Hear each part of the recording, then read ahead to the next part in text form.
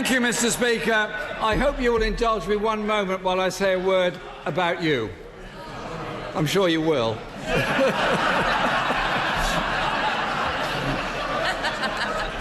I want to thank you, Mr. Speaker, for the way that you've used your speakership in the decade-long tenure you've had.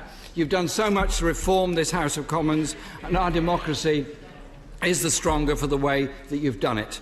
You have served for 10 years, you've given real power to backbenchers, vastly expanded the use of urgent questions, which has been overwhelmingly popular with all government ministers, and opened up the number of emergency debates, which is even more popular with even more government ministers.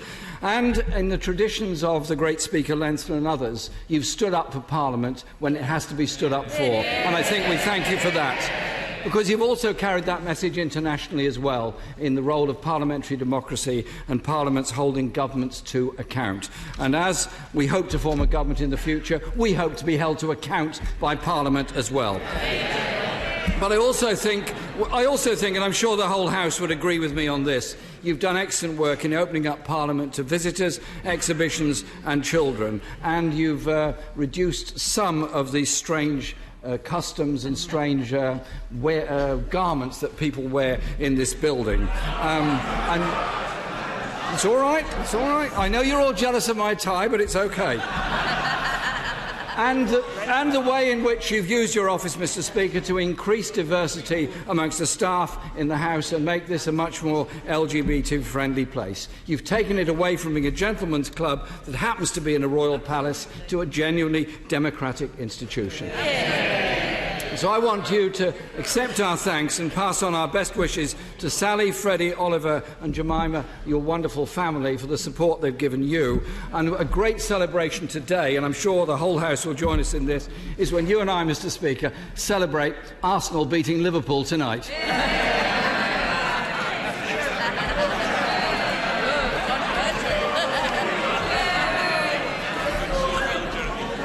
The Labour Party loves a debate and loves a bit of banter. Mr. Speaker, the Prime Minister's planned sell-out deal with Donald Trump means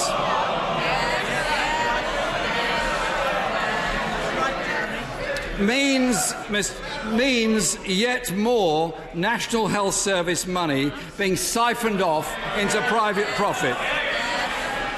Channel 4 dispatches reported that the cost of drugs and medicines has repeatedly been discussed between US and UK trade representatives. Why did the Prime Minister previously say the health service wasn't on the table in any post-Brexit trade deal? Mr. Speaker, the answer to that is very simple. It's because it is not on the table. And I pay tribute. And by the way, I pay tribute to the officials of the NHS who have just done a brilliant job in reducing the cost of Orkambi so that cystic fibrosis, made in America, by the way, so the cystic fibrosis sufferers in this country get the treatment they need at a cost that is reasonable to the taxpayers of this country. And if he wants to know how the people of this country are able to afford the stupendous investments that we're now making in the NHS, £34 billion, the biggest ever investment in the NHS, 40 new hospitals that we are building as a result of the decisions that we are taking. It is because this is the party that supports wealth creation. And the reason we're able to invest in the NHS, Mr. Speaker, is that for the last 9 years, this economy has been growing. It has grown by 19% since the Conservatives first came into office. And he would ruin this economy and ruin our ability to fund the NHS. And that is the reality.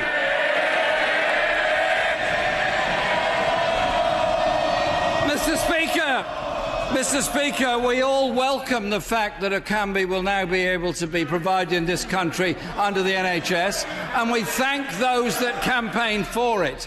The shame is that we're not told what the deal is with the company concerned. And as for these fabled 40 hospitals, that figure dropped to 20 and then finally dropped to 6. Mr. Speaker, we learned this week We learned this week that government officials have met US pharmaceutical companies 5 times as part of the Prime Minister's planned trade detail. The US has called for full market access to our NHS, which would mean prices of some of our most important medicines increasing by up to 7-fold. Mr. Speaker, whilst the government is having secret meetings with US corporations, it's patients here that continue to suffer. Can the Prime Minister explain why the number of people waiting longer for urgent cancer treatment has tripled over the last 9 years?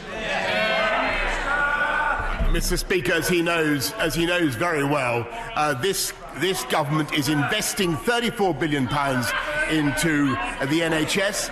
We are seeing improvements in cancer survival rates across the country. We are seeing improvements in cancer survival rates thanks to the investments that this government is making. And I think it absolutely satirical, Mr. Speaker, that he should claim credit for getting Orkambi and other drugs delivered at a reasonable price. That is the work of the UK government. That is the work of the NHS supporting NICE to ensure that people in this country get affordable treatments. And he may not be aware of it, Mr. Speaker, but the Vertex, the company that makes Orkambi, comes from America. Is he seriously suggesting that the NHS should not engage in negotiations to ensure that British patients get the drugs they deserve? Is he so phobic? Is he so phobic of American companies that he would forbid them for having those discussions?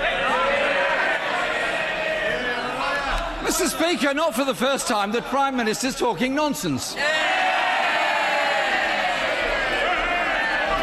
Of course we need to import medicines from various places. I just want it to be done in an open and transparent way.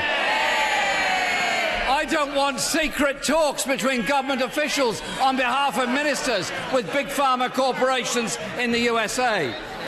And last year, Mr. Speaker, 34,000 cancer patients waited more than 2 months for treatment. And whilst early detection is obviously very important, the longer people wait, the less chance there is of survival from cancer. The Prime Minister knows that, I know that, the whole world knows that. Why can't he get it and put the necessary resources into the NHS to cut the waiting times? Right.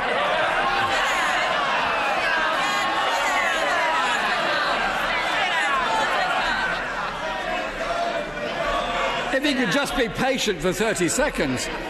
He says, Mr. Speaker, he claims, Mr. Speaker, the NHS is safe in his hands. Why then has NHS privatisation doubled under this government, with nearly £10 billion being spent on private companies within our NHS? Mr. Speaker, the NHS is receiving unrivalled and unprecedented sums of taxpayers' money. But if he is seriously saying that he would not like dentists and opticians and Macmillan care nurses to work with the NHS, then I think he frankly must be out of his mind, Mr. Speaker. Let me tell him that cancer survival rates have actually increased year on year since 2010. Cancer survival rates have increased, and more and more people are seen within the right waiting time, thanks to the investments that we are making. And I think he should pay tribute to the hard work of NHS staff, and he should recognise and stop talking down their incredible achievements. And he should recognise that we intend, if we come back as the next government, we will invest massively in that NHS and take it forward with the funds that we will make available from a strong and growing economy. And the reality is that he would wreck that economy. Mr. Speaker, what we don't want is private companies like Virgin Healthcare suing our NHS for contracts they didn't get. Our NHS should be focused on making people better, not the wealthy few richer. The National Health Service A&E departments, Mr. Speaker, have just had their worst September on record. This morning, the Royal College of Emergency Medicine says this winter the NHS needs over 4,000 extra beds. Could the Prime Minister explain why, under his government, the number of people in England waiting for an operation has now reached a record high of 4.4 million? Mr. Speaker, there's a reason why more people are receiving NHS care, and that is because the NHS is working harder and achieving more than ever before. And if he wants to look at what Labour, if the House wants to look at what Labour would be like in office, look at their performance in. Well, by the way, I should say the SNP government that negotiated a much higher price for, or can be, it occurs to me, in Scotland. They did. They got the price totally wrong. He should have a word with them. If the people of this country want a horrific foretaste of what life would be like under a Labour-run NHS, look at the NHS in Wales, where all health targets are routinely missed. The A&E waiting target hasn't been met since 2008. Inpatient outpatients haven't been met since August 2010. Urgent cancer treatment. He talks about cancer treatment, Mr. Speaker. It hasn't been met since June 2008. That is how Labour runs the NHS, Mr. Speaker. I'm surprised he can keep a straight face saying that while his government has cut so much from the Welsh Government's budget. And from a government that's cut 15,000 beds out of the NHS, that has cut $7 billion from social care, I don't know how he's got the brass neck to say what he just said. The reality is, Mr. Speaker, his words are hollow. Anyone who's tried to get a GP appointment, who sees how overworked our NHS staff are when they visit a hospital, and the stress NHS staff go through when they can't deal with all the patients that are coming in, he needs to think about this. I'll give an example. A lady called Gillian wrote to me this week. Yes, it's a real case of a real person, and I will quote her letter if I may, Mr. Speaker. Gillian says, "My mother died in February as a direct result of the GP shortage in the UK. Her last years were marred by long waits for treatments and for interventions. Whenever she got care, it was given by overstretched but very dedicated people, but it always came after painful and debilitating delays."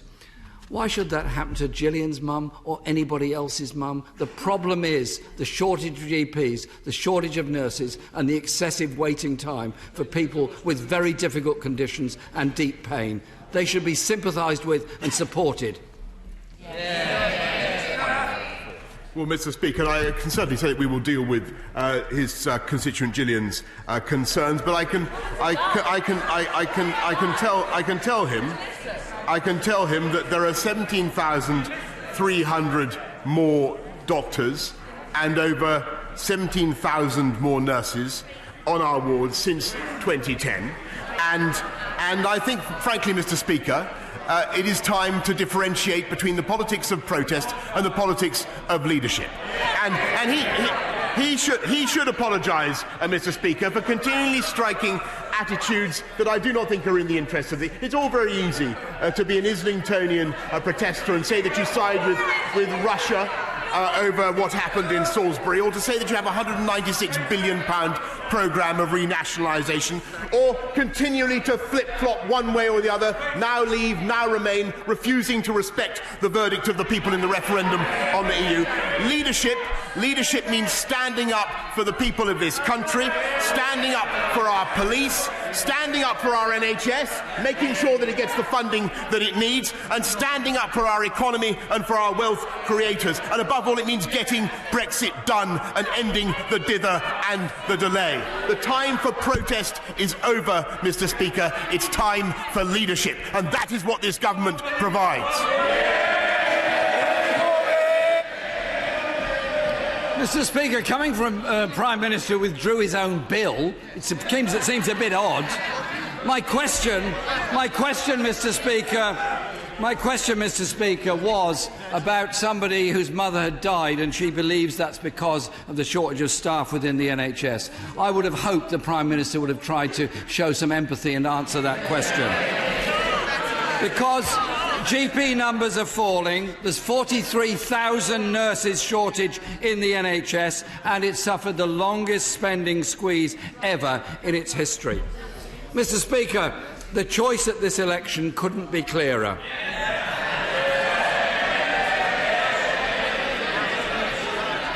People have a chance to vote for real change after years of Conservative and Lib Dem cuts, privatisation and tax handouts for the richest. This government that's put our NHS into crisis.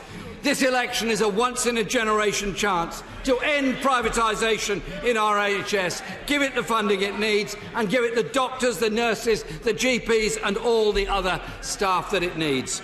Despite the Prime Minister's denials, our NHS is up for grabs by US corporations in a Trump-style trade deal. Isn't the truth, Mr. Speaker, that the right honourable gentleman will not be shouted down under any circumstances. He will complete his inquiry to the satisfaction of the chair, and people who think otherwise will quickly learn that they are, as usual, wrong. Jeremy Corbyn. Thank you, Mr. Speaker. Despite his denials, the NHS is up for grabs by US corporations in a Trump trade deal. Isn't the truth, and the government may not like it, isn't the truth that this government is preparing to sell out our NHS? Our health service is in more danger than at any other time in its glorious history because of his government, his attitudes and the trade deals he wants to strike. Mr. Speaker, I do indeed agree that there is a stark choice facing this country at this election, and it is between economic catastrophe under the Labour Party,